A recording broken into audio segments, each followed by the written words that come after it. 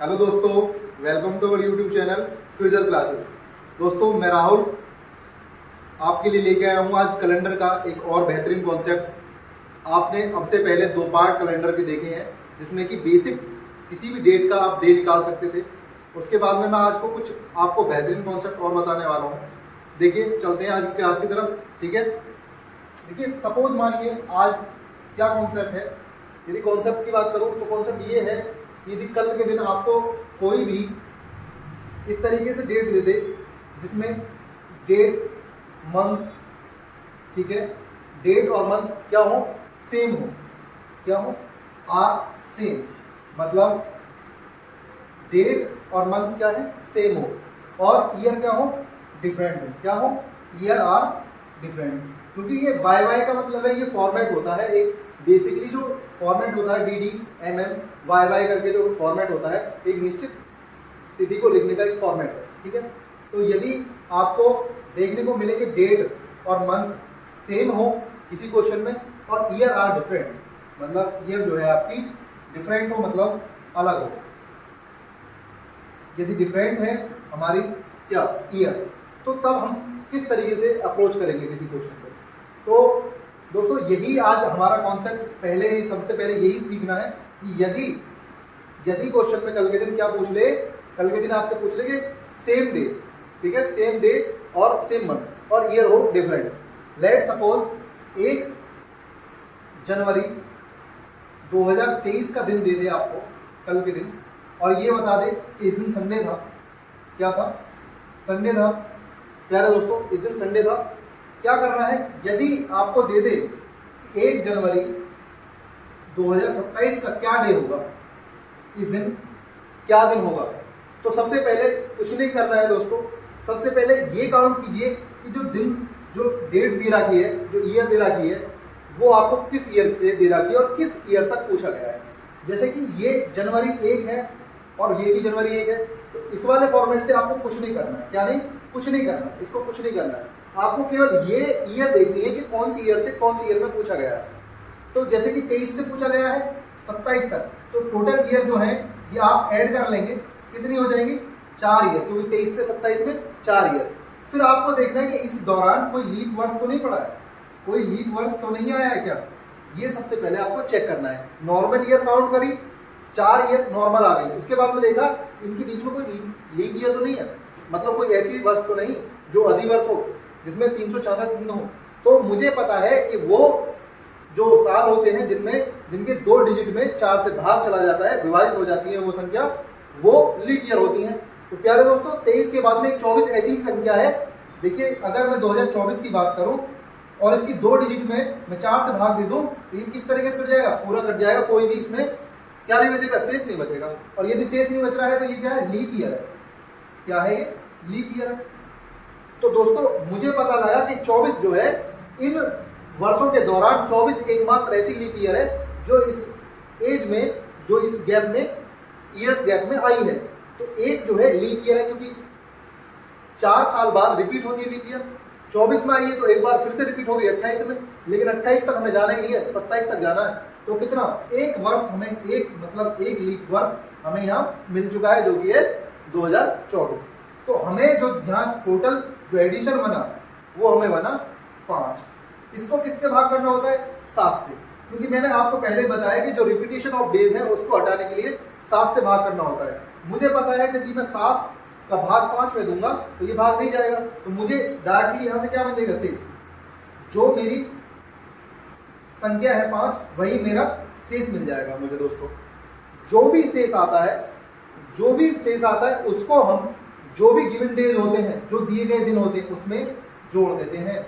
जैसे कि संडे में 5 दिन एक्स्ट्रा जोड़ देने हैं, तो संडे से 5 दिन एक्स्ट्रा चलेंगे, तो संडे से 5 दिन क्या चलेगा, संडे के बाद में मंडे, ट्यूसडे, वेडनेसडे, थर्सडे और फ्राइडे। तो इस तरीके से हमारा आंसर क्या आ जाएगा, हमारा आंसर आ जाएगा यहाँ पर फ्राइडे, क्योंकि 5 दिन बाद वाला दिन बताना है। तो संडे से 5 दिन आगे क्या आ जाएगा, फ्राइडे आ जाएगा। तो हमारे इस क्वेश्चन का क्या यहाँ पर राइट आंसर आ जाएगा, वो आ जाएगा फ्राइडे। तो प्यारे दोस्तों, अपने को बस यही कॉन्सेप्ट सीखना है कि यदि कल के दिन आपको डी एम एम सेम हो और ईयर डिफरेंट हो, तो आपको क्या काम करना है, आपको यही काम करना है कि नॉर्मल ईयर देखिए कि कितनी नॉर्मल ईयर है, फिर जो ईयर दी गई है उनके बीच में कोई लीप वर्ष तो नहीं आया, वो चेक करना है। यदि लीप वर्ष आया तो उसको अलग से ऐड कर देंगे, और जितने भी नंबर्स आए उसको आपको 7 से डिवाइड करना है। यदि भाग हो जाता है अच्छी बात है, फिर आपको देखना है कि कितना शेष बचा है, और उस शेष को आप जो भी गिवन डेज है, जो भी दिया गया दिन है, उसमें जोड़कर आप अपना आंसर प्राप्त कर लेंगे। तो मुझे आशा है कि इस तरीके का अगर जो कोई क्वेश्चन बनता है कल के दिन तो आप उसको बड़े आसानी से कर पाएंगे। ठीक है दोस्तों, मैं आपको लेके चलता हूं अब दूसरे कॉन्सेप्ट की तरफ, जिसमें आपको क्या होगा, जिसमें डेट और मंथ जो है आपको क्या मिलेंगे, डिफरेंट मिलेंगे। क्या मिलेंगे, डिफरेंट मिलेंगे। क्या मिलेंगे, डिफरेंट। तो यहां से हम देख पाएंगे कि जो महीने हैं और जो दिन है वो डिफरेंट होंगे। क्या होंगे, डिफरेंट होंगे।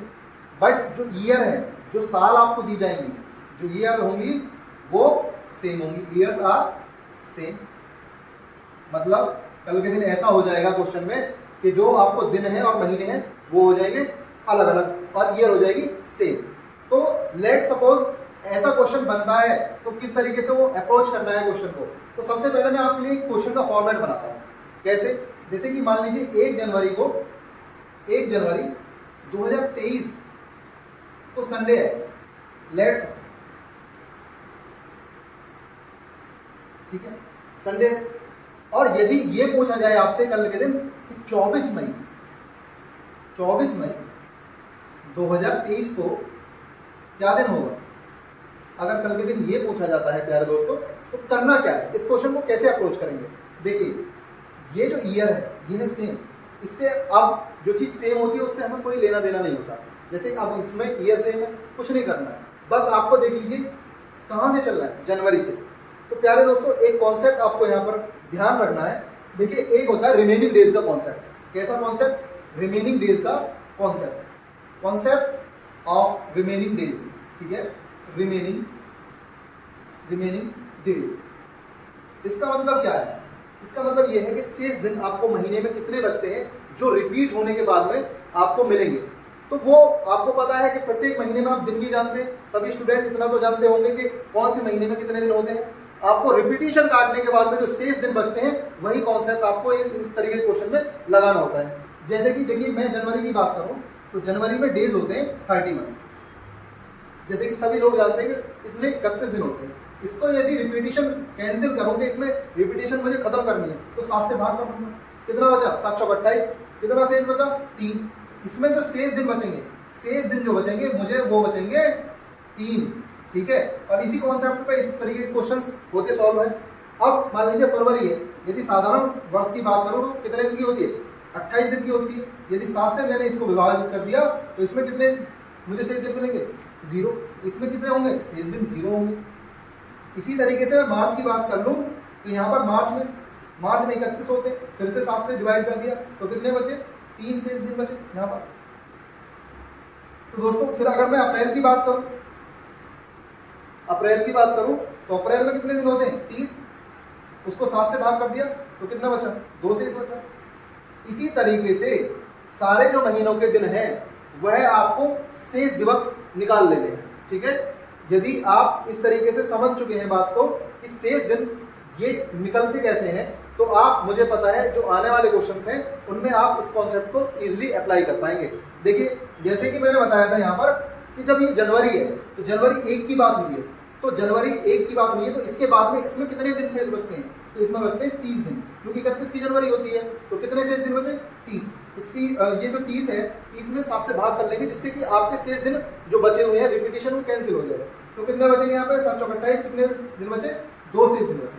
इसी तरीके से सब जितने भी महीने यहाँ तक मई तक जितने भी महीने हमको आने वाले हैं उनके सभी के शेष दिवस यहाँ पे निकाल देंगे। तो फिर उसके बाद में ये कैसा है, ये नॉर्मल ईयर है, लीप वर्ष नहीं है। आपको क्या करना है, फिर जनवरी में 2 दिन शेष बचे, उसके बाद में फरवरी में निकाल लीजिए। तो 7 चौक 28, अगर जो साधारण वर्ष है तो 28 का होता है, अभी पीछे बताया था 0 आएगा वहां पर, तो शेष दिवस कितने आएंगे, 0। इसी तरीके से मार्च की बात करता हूं तो मार्च होता है हमारा 31 का महीना, उसमें 7 से भाग कर देंगे तो कितने बचेंगे, 2। तो वहां पर शेष दिवस कितने बचेंगे, 2। फिर अप्रैल में बात करूं तो अप्रैल में देखिए यहाँ कितने बचेंगे, मार्च में 3 बचेंगे, क्योंकि मार्च होता है अपना महीना 31 का, तो 7 चौक 28 और शेष बचे 3। फिर अप्रैल में 30 होते हैं, तो 30 का कितना बचा 2, क्योंकि 7 चौक 28 कितने बचे 2 शेष दिवस बचे। फिर मुझे कहाँ तक जाना है 24 मई तक जाना है। इस 24 में मुझे फिर से भाग करना है, तो इसको इस तरीके से मैं लिख सकता हूँ 24 बटे में भाग कर दूंगा 7 से, तो कितना बचेगा 7 पे 21, कितना शेष बचा तो 3 शेष बचा। प्यारे दोस्तों इन सभी डेज को आप क्या कर लेंगे ऐड कर लेंगे, ऐड कर लीजिए 3 2 5 2 7 और 3 10। 10 को किससे भाग करना है फिर से 7 को 7 से भाग करना है, क्योंकि मुझे डेज का रिपीटेशन तोड़ना है काटना है, तो 7 से भाग कर दिया, कितना बचा 3 शेष बल बचा, कितना बचा 3 शेष बचा। और मैंने बताया है कॉन्सेप्ट जो है वो कैलेंडर में शेष का ही है, शेष ही आपको निकालना होता है। तो शेष निकाला 3 शेष आया, और जब 3 शेष आया तो जो संडे दे रखा है उसी में आपको 3 ऐड कर देना है प्यारे दोस्तों। बस कुछ काम नहीं है, बस आपका क्वेश्चन हो चुका है। संडे में 3 दिन एक्स्ट्रा कर दीजिए, संडे के बाद में मंडे ट्यूसडे एंड वेडनेसडे। तो 24 मई 2023 को क्या दिन बनेगा वेडनेसडे बनेगा प्यारे दोस्तों। तो इसका आंसर क्या हो जाएगा हमारा बुधवार, यहाँ पर सही जवाब हो जाएगा। क्या हो जाएगा वेडनेसडे यहाँ पर सही जवाब हो जाएगा। तो दोस्तों इस प्रकार से जो कॉन्सेप्ट है वो आपको मैंने सिखाया कि जब महीने और आपका जो है डेट सेम हो, ठीक है, और ईयर डिफरेंट हो तो भी अप्रोच बताया किस तरीके से करना है। यदि मंथ और डेट अलग अलग हो और ईयर सेम हो तो आपको क्वेश्चन कैसे करना है ये भी मैंने आपको बताया। कल के दिन अगर ऐसा सिंपली क्वेश्चन कोई आ जाता है कि यदि आपको कल के दिन ये क्वेश्चन दे देता है एग्जामिनर, सपोज मानिए कि कल के दिन ये क्वेश्चन आपको दे देता है कि यदि आज सोमवार है, क्या है आज सोमवार है, यदि आज सोमवार है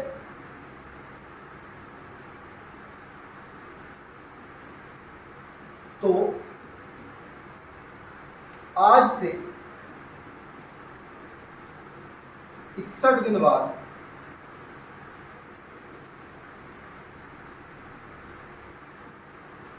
कौन सा दिन होगा।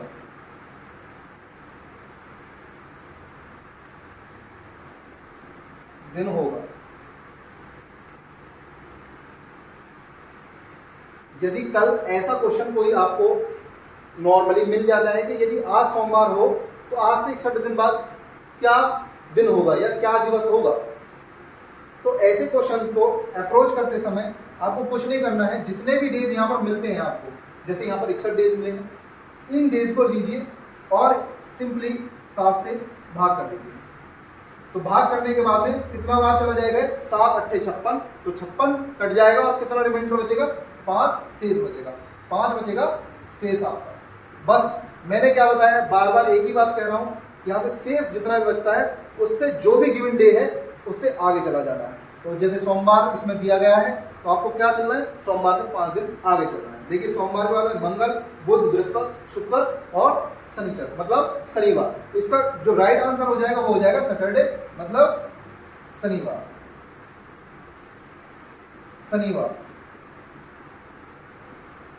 प्यारे दोस्तों इस तरीके का भी कोई क्वेश्चन अगर जो आपको कल के दिन मिल जाता है तो जितने भी दिन बाद वो पूछता है उसमें आपको सिंपली 7 से डिवाइड करना है और जो भी शेष दिन निकलते हैं और जो दिन बताया गया है उससे वो ऐड कर देने हैं।